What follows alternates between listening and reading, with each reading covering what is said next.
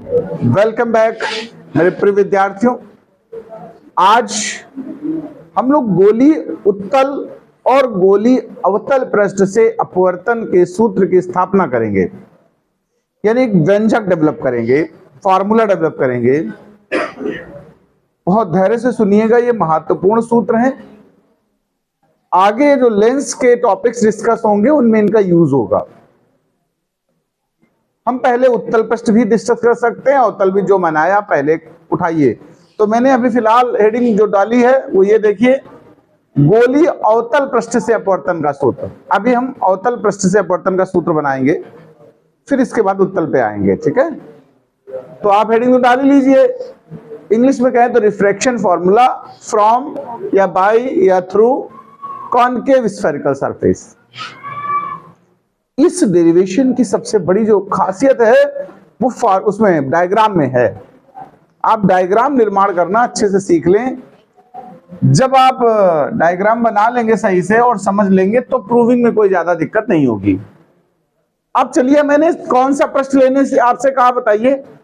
अवतल। ओके, अवतल गोलीय पृष्ठ है, दर्पण नहीं है, बिल्कुल ध्यान रखना। गोलीय पृष्ठ है यानी कांच से बना। देखिए, अवतल गोलीय पृष्ठ की बात करूंगा तो जो ऐसा हिस्सा होता है इससे मैं देखना है।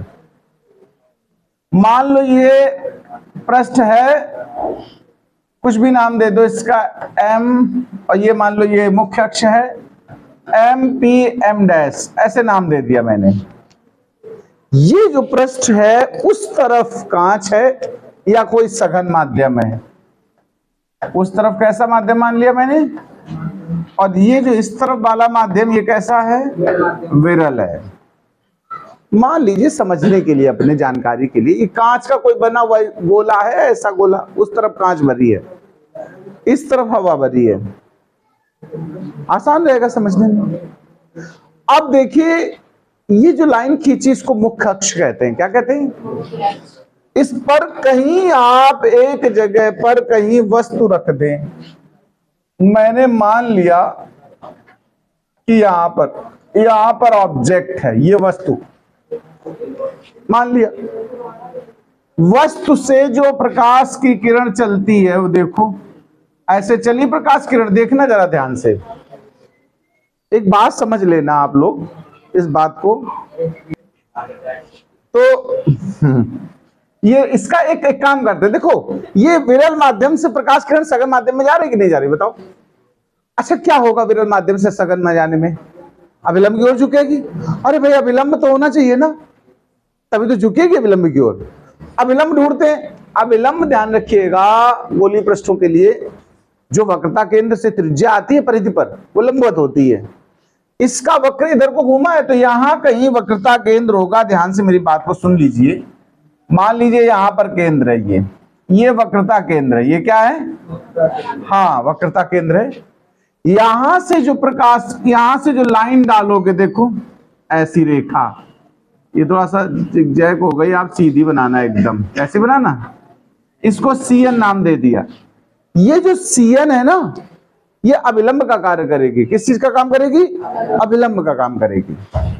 अब ये जो प्रकाश किरण हमारी आई थी, मेरी बात को फिर समझना, अगर ये माध्यम ना बदला होता तो सीधे चली जाती है ऐसे। माध्यम बदला है तो अभिलंब की ओर झुकेगी। तो थोड़ा सा ये प्रकाश किरण ऐसे अंदर को झुक गई कि नहीं? वही तो अभिलंब है। देखो, अभिलंब वो है कि नहीं है? अभिलंब की ओर झुक गई। इस झुकी हुई किरण को पीछे बढ़ाओ। देखो इसको, ये जो एरो उधर गया है ना, पटरी रख के तुम पीछे बढ़ाओ तो ये कहीं ऐसा लगेगा यहां से आ रहा है। चित्र बनाना समझ में आया? अभी इतना समझ में आ रहा, दिख रहा है ना? थोड़ा बड़ा कर दे तो और दिख जाए तुम्हें अच्छे से। देखो, बात को समझना। ये जो डॉटेड वाली लाइन है वास्तव में ये आई थोड़ो है, इसको पीछे बढ़ाया है मैंने। किस वाली लाइन से पीछे बढ़ाया है? जिसमें तीर बना है, देखो उधर, उसको पीछे बढ़ा दिया मैंने, क्योंकि अंदर को झुकी तो वहां से जो व्यक्ति देखेगा उसको लगेगा यहां से आ रही है, यहां से रही थी। क्लियर बात है इतनी? अब सुनिए इसके आगे की रचना के बारे में। देखो, यहां से एक लंब डाल दो, मान लीजिए M बिंदु पर लंब आ गया, इसकी ऊंचाई h है, देखते रहे ना। इस बिंदु के नाम को A नाम दे दिया, यहाँ ये जो जहां पर ये सब खिचड़ी पक रही है, इस जगह का नाम क्या कह दिया? A कह दिया। देखो ध्यान रखना, जो वस्तु जहां रखोगे इसके आधार कोण को अल्फा, जहां प्रतिबिंब बनेगा उसके आधार कोण को बीटा, और जो वक्रता केंद्र होगा उसके आधार कोण को गामा कहेंगे। अच्छा, ये तो अल्फा बीटा गामा की बात हो गई, मैंने कहा है ऐसा। देखो ध्यान देना, ये वक्रता त्रिज्या है कि नहीं बताओ? वक्रता त्रिज्या को r लिख दो। वस्तु की दूरी अगर हम लोग लेंस या दर्पण से लेते थे तो u लिखते थे कि नहीं बताओ?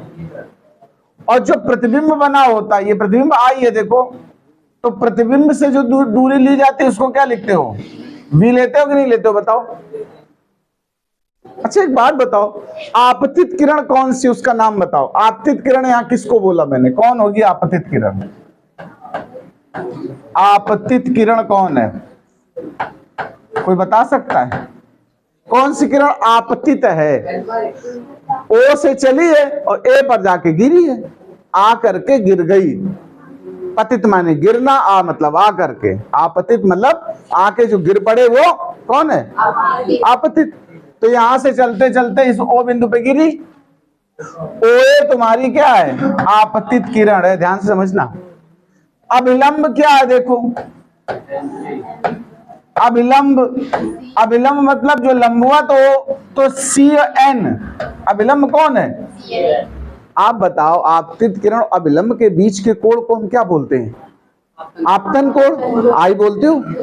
तो ये आपतन कोण तुम्हारा देखो, OA और CN के बीच का कोण क्या कहलाएगा? देखो ये वाला, ये आपतन कोण है, समझ रहे हो बात को?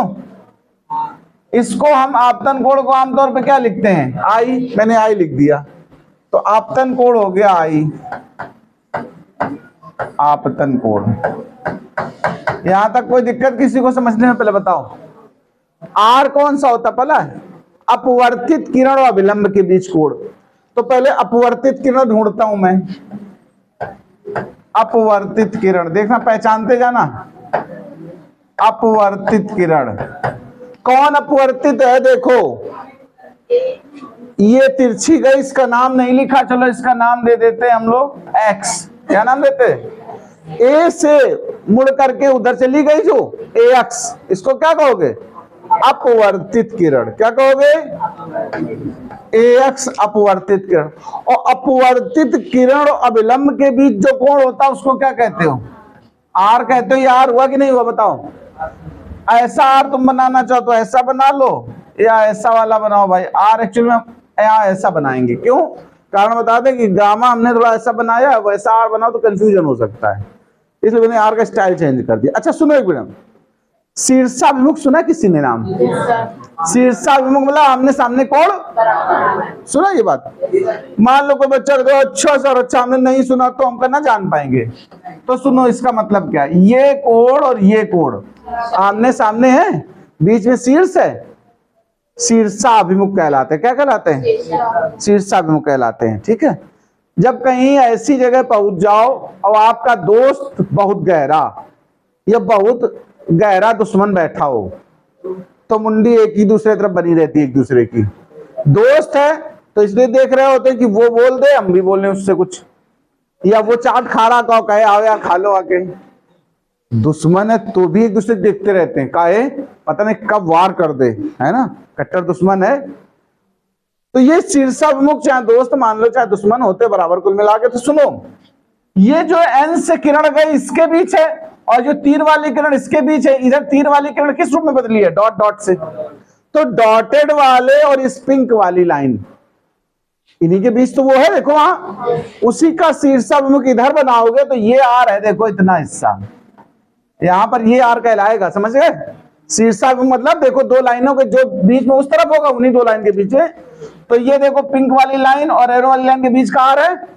एरो वाली लाइन पीछे बढ़ाई थी तो डॉटेड डॉटेड I पे मिली थी, और ये N वाली C पर मिली थी। तो जो I पर किरण मिल रही है और जो C पर मिल रही है, इनके बीच का कोण क्या है? R। और जबकि I पूरा O से जाने वाली किरण और C से जाने वाली किरण के बीच है। ये कोणों का हिसाब किताब मैंने आपको बता दिया। अब हम प्रूविंग करने जा रहे हैं। चित्र समझ गए आप लोग? पहले बताओ, मेन सब सारांश चित्र में घुसा हुआ है। आओ हम लोग प्रूविंग पे आगे बढ़ते हैं। आओ बच्चों, तुम्हें दिखाते हैं कैसी प्रूविंग होती है। डायग्राम दोबारा समझाते हुए बताऊंगा मैं, परेशान ना हो बिल्कुल, एकदम मजा लो खाली। चित्र दिख रहा पूरा? दिख रहा अंदर? उसमें दिख रहा है, ठीक है। अब सुनो, इसकी प्रूविंग करेंगे कैसे? समस्या होती है सबसे ज्यादा बच्चों के सामने प्रूविंग में कि सर जी शुरू कहां से करें, डेरिवेशन, ये प्रॉब्लम आती है। अब हम बता रहे हैं शुरू कहां से करें, लेकिन आप बातें कर रहे हो तो हमेशा याद भूल जाओगे इस बात को। क्यों भाई राहुल, सुन लो यार, ये तो बता रहे इस प्रूविंग को कहां शुरू करें, बताओ। अच्छा ऐसा कैसे? तो सिखा रहे, देखो रणनीति है। अभिमन्यु की मां सो गई थी, इसलिए अभिमन्यु की मृत्यु हो गई। जब मतलब की कोई बात चल रही हो तो जाग के रहिए, अटेंशन रखिए। पता है आपको, अगर अभिमन्यु मरा तो इसमें दोष सबसे बड़ा किसका दोष है? उसकी मां का दोष है। हम लोग कौरवों का दोष देते हैं कि 7 लोगों ने घेर के मार दिया, ये कर दिया, वो कर दिया। वो तो मारने आए थे भाई, युद्ध क्षेत्र में। क्या मतलब रसगुल्ला लेके खड़े रहेंगे, आओ खिला दे तुमको। हम तो दोष किसको देंगे? जब इतना बढ़िया कोई खास जरूरी चीज, स्ट्रेटेजिक वर्णन हो रहा हो तो मां को भी तो जगना चाहिए था, सुनना चाहिए पूरी बात। 7 द्वार का कहानी सुन लेती, लड़का अपना वीर बहादुर निकल आता बाहर, लेकिन ना, तब तो नींद आ गई। महिलाएं होती भी ऐसी, जल्दी सो जाती। खैर छोड़ो, कुछ मतलब की बात हो तो कौन ना सुने। अब लड़कों में ये चीज आ गई, अब ये अपने बिजी रहते। तो सुनो मैटर क्या है।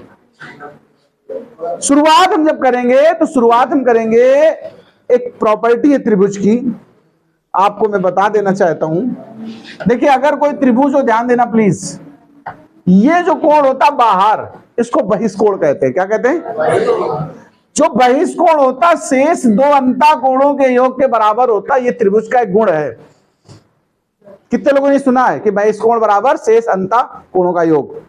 जिन्होंने नहीं सुना वो जान ले। किसी भी त्रिभुज में देखो, कोई त्रिभुज हो, आड़ा तिरछा मेढ़ा टेढ़ा कैसा भी, ये त्रिभुज है। इसके अंदर के मान लो एबीसी हैं, एबीसी हैं, इसमें कोई एक कोण बाहर बना लो। देखो ये बहिष्कोण हो गया, देखो ये बहिष्कोण एक्स है। आपसे कभी पूछा जाए एक्स का मान कितना होगा, तो आप कहोगे एक्स बराबर ए प्लस बी। उसके बगल वाले से नहीं लेना तुम्हें, उसके बाद जो 2 शेष बचे उनका योग होता। ये प्रॉपर्टी आप जानिए, इसका यहां प्रयोग करने जा रहा हूं। अभी लोग सुनेंगे नहीं ये वाली बात, और फिर जिंदगी भर सोचते रहेंगे कि ये कौन सा नियम लगा दिया सर जी ने। तो बस यही सब खेल है यहां पर सब। तो चलिए मैं बात करता हूं, सबसे पहले उसी प्रॉपर्टी को लिख रहा हूं। देखिए, प्रूविंग वहीं से स्टार्ट होगी, ध्यान से सुनना। हम कहेंगे हम जानते हैं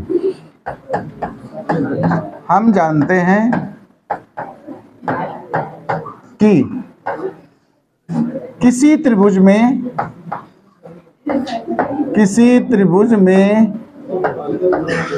बहिष्कोण का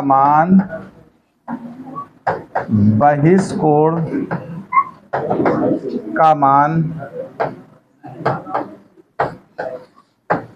शेष 2 अंतःकोणों के योग के बराबर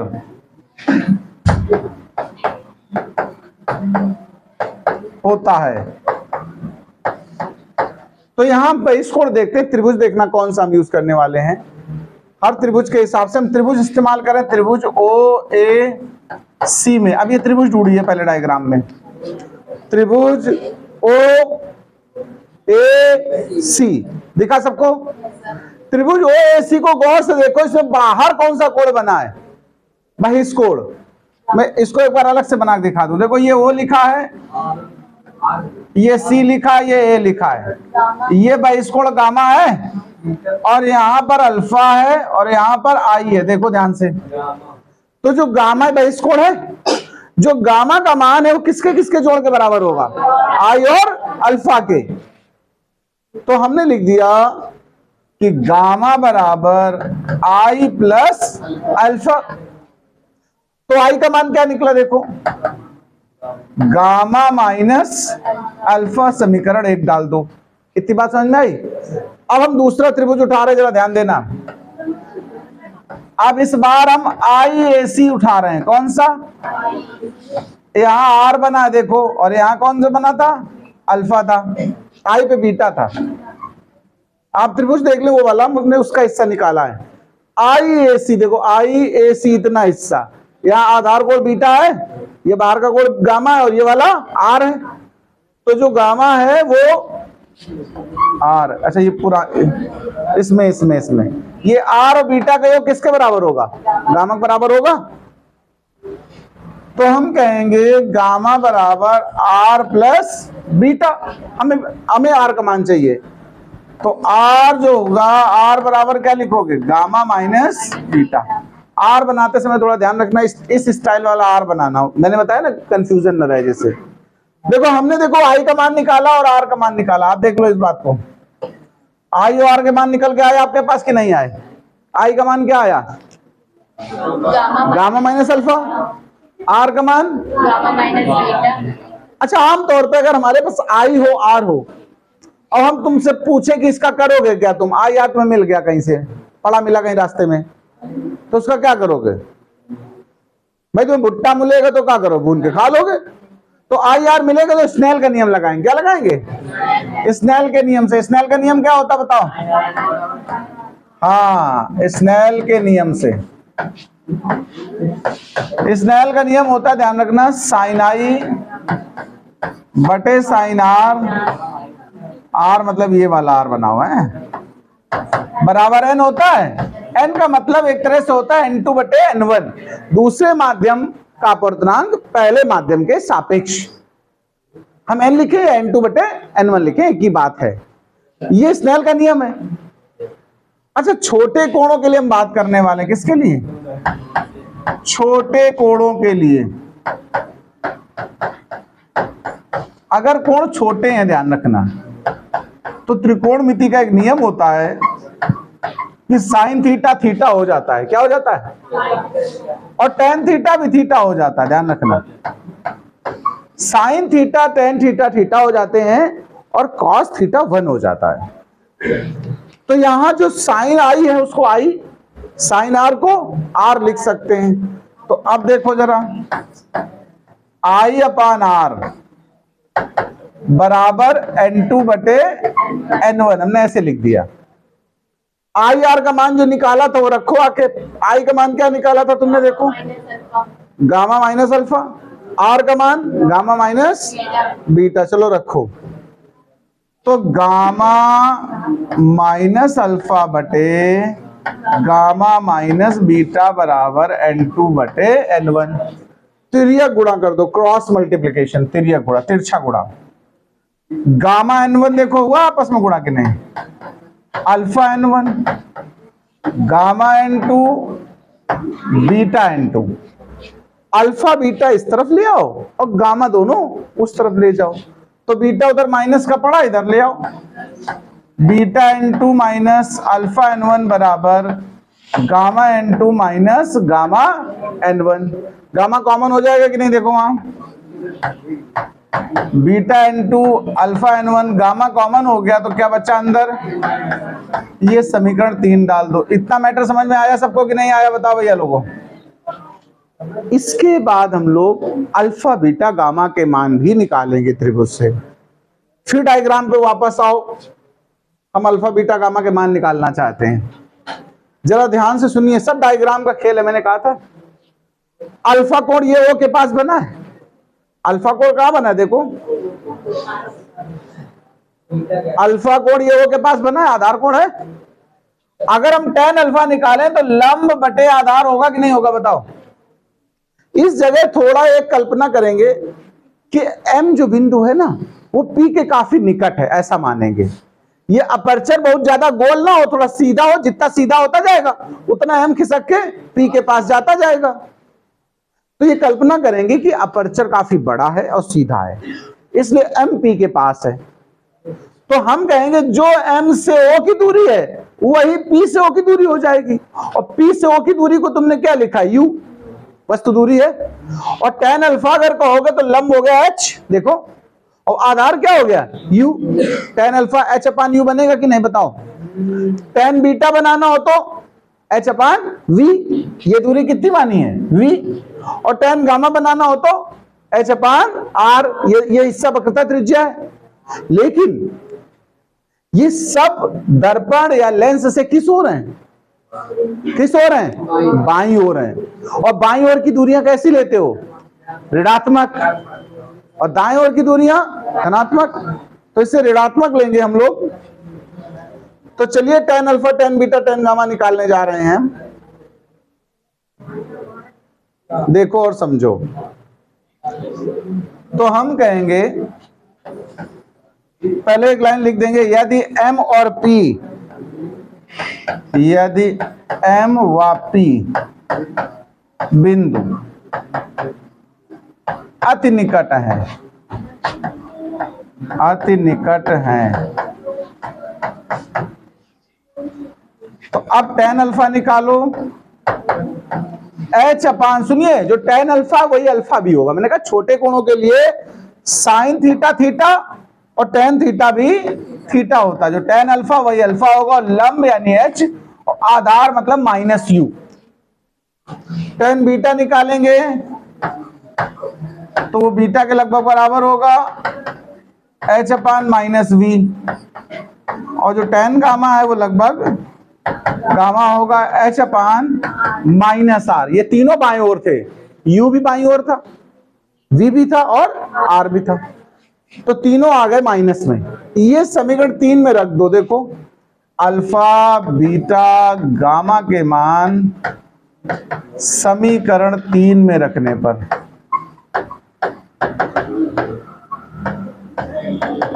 तो जब इनको 3 नंबर में रखोगे, ध्यान देना जरा, बीटा इंटू है तो माइनस h अपान v रखोगे यहां पर। देखो माइनस h अपान v n2, अल्फा n1 है तो माइनस h अपान u n1, फिर गामा है तो माइनस h अपान r, और n2 माइनस n1 था ब्रैकेट में।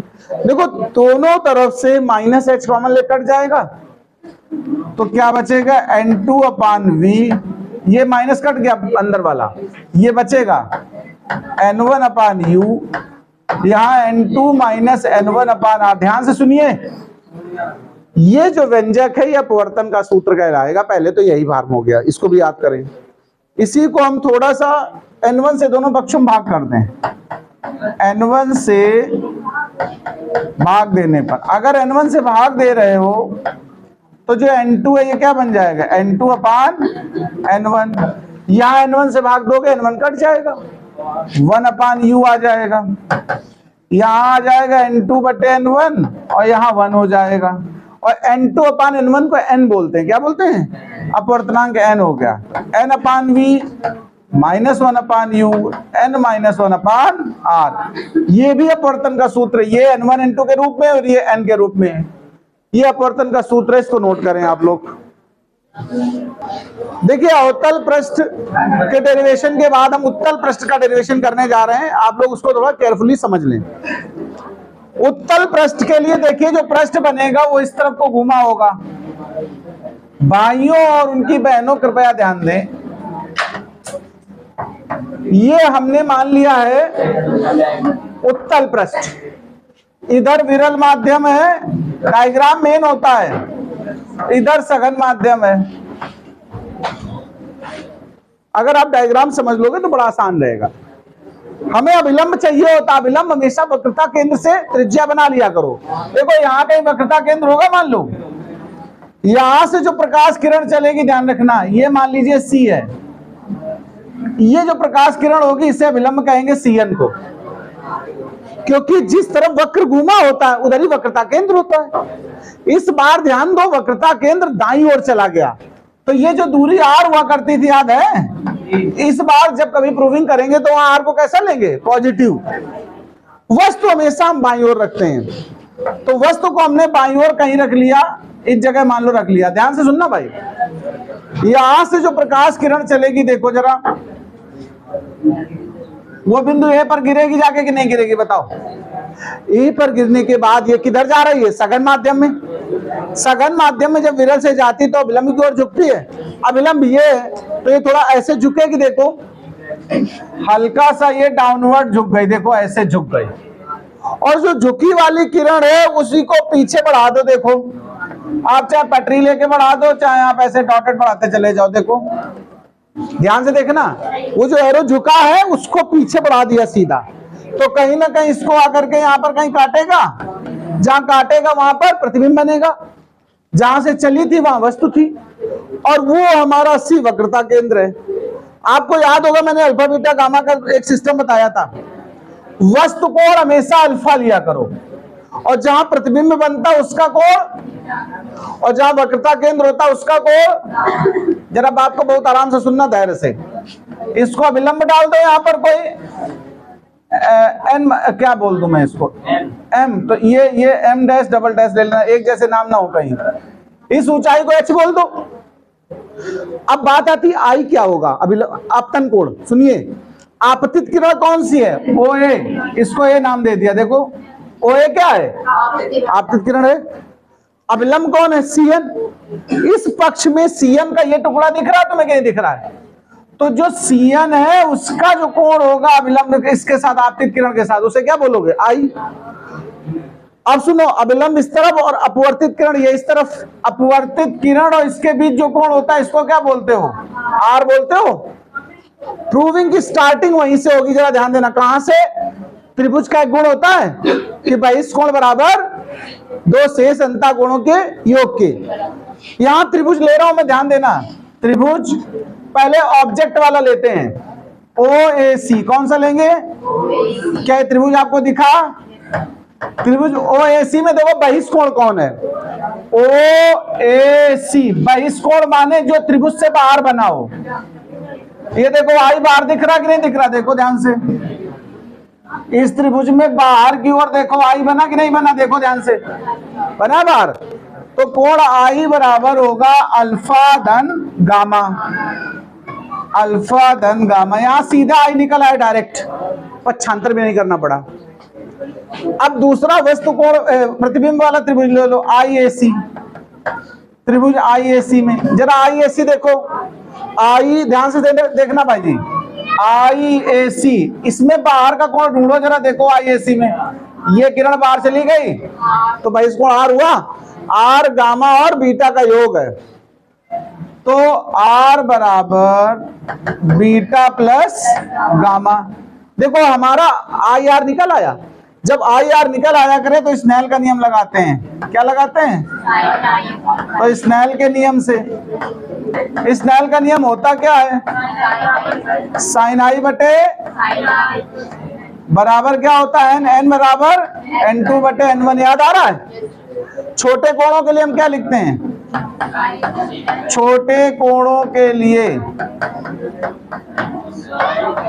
छोटे कोणों के लिए साइन थीटा भी थीटा होता है और टेन थीटा भी थीटा होता है। आगे क्योंकि टेन को भी थीटा लिखते हैं, तो ये बन गया आई अपान n2 बटे आई आर के मान रख लो यहाँ पर।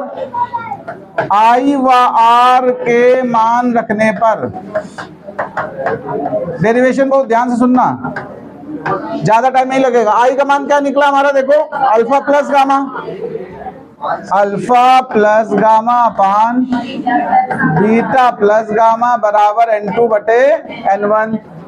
तिरिया गुणा कर दो। देखो alpha n1 gamma n1 beta n2 gamma n2। अब जरा ध्यान देना, अल्फा बीटा एक तरफ और गामा दूसरी तरफ। Alpha n1 minus beta n2 बराबर गामा n1 प्लस, ये देखो गामा n1 माइनस का है, एक काम करना इसको पहले n2 वाला लिखो। गामा n2 ये माइनस हो जाएगा, देखो उधर गए, माइनस गामा n1। ये समीकरण 3 डाल दो। हमें tan alpha tan beta tan gamma निकालना है। वही स्टाइल से पहले कहेंगे यदि बिंदु M P के निकट है देखो जब tan अल्फा निकालोगे तो किसके बराबर मानोगे उसको, tan अल्फा को अल्फा के, और लंब हो गया h और आधार u, और u अभी भी बाईं ओर इसलिए माइनस रहेगा। tan बीटा निकालोगे h upon minus v, tan gamma निकालो यानी कि गामा रहेगा, ये हो जाएगा h अपान प्लस आर। रुको जरा, अभी अल्फा बीटा गामा के मान समीकरण 3 में रख दो। देखो अल्फा बीटा गामा के मान समीकरण 3 में रखने पर, तो चलो रखते हैं। देखो समीकरण 3 हमारा क्या है, अल्फा n1 है, अल्फा की जगह क्या रखना मुझे, h upon minus you n1, फिर माइनस बीटा n2 है, h upon minus v n2, फिर देखो गामा कॉमन ले लो तो h अपान प्लस r, और ब्रैकेट में आएगा n2 माइनस n1। दोनों पक्षों में आप केवल h कॉमन लेके काट दो, यहाँ h कट गया कॉमन लेके, तो देखो माइनस का बनेगा ये वाला टर्म के नहीं बनेगा, ये दोनों माइनस थे तो क्या हो गए प्लस, और यहाँ h कट गया है तो n2 माइनस n1 अपान r। ध्यान से देखो ये वाला टर्म पहले लिख दे रहा हूं, n2 अपान v, n1 अपान u, n2 माइनस n1 अपान r। याद करो पीछे वाला सूत्र यही निकला था, फार्मूला वही आया। अब n1 से भाग दे दो, n1 से भाग देने पर, जब पूरे में n1 से भाग दोगे तो यहाँ n2 बटे n1 अपान v बनेगा, यहाँ 1 अपान u बनेगा, यहाँ n2 अपान n1 माइनस 1 अपान r बनेगा। n2 अपान n1 को क्या लिखते हैं, n। देखो वही आंसर आ गया, नोट कर लो।